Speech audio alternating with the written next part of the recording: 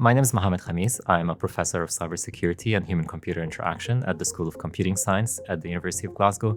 My research focuses on understanding threats to privacy, security, and safety, which are resulting or exacerbated by ubiquitous technologies and immersive technologies. And then we build user-centered methods and human-centered methods to mitigate those risks.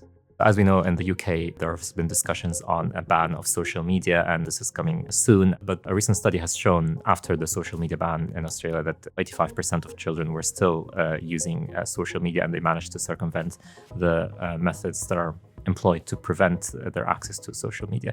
There are a lot of dangers that children are exposed to, ranging from addiction to inappropriate material. But obviously, we can't just introduce a ban and take it off and say we're done. We need mainly to hold platforms accountable. Companies that run the platforms have the manpower and the skills and the resources to make them safer. The problem is sometimes introducing features to counter those things is an admission from the company that they have those types of data, which is something that they don't wish to do. I think it's quite important when introducing measures for safety to look into privacy, into usability. A lot of the safety tools on online platforms are not well understood. For example, when the age verification came out, a lot of people started using VPNs, and a lot of them used free VPNs, which are less secure and expose your data to even more harms. So it's important to raise awareness and to ensure that any tools that you introduce for safety or privacy are human-centered, are easy to use, built around children, co-designed with children and parents. If I'm introducing a new social media platform, it's my responsibility to think, how could it be misused? How could criminals, for example, try to use it, or abusers or people who intend to harm others, and then try to proactively prevent the misuse of my technology? I think that's the responsibility of innovators, basically.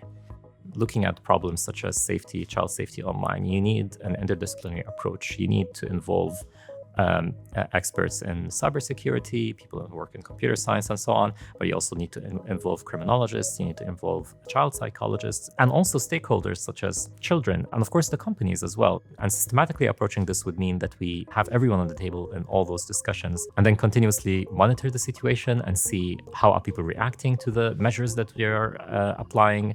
Are they protecting people? Are there problems or issues coming up from the introduction of safety features? We need to look into all of that honestly and continue to adapt to how the world is evolving.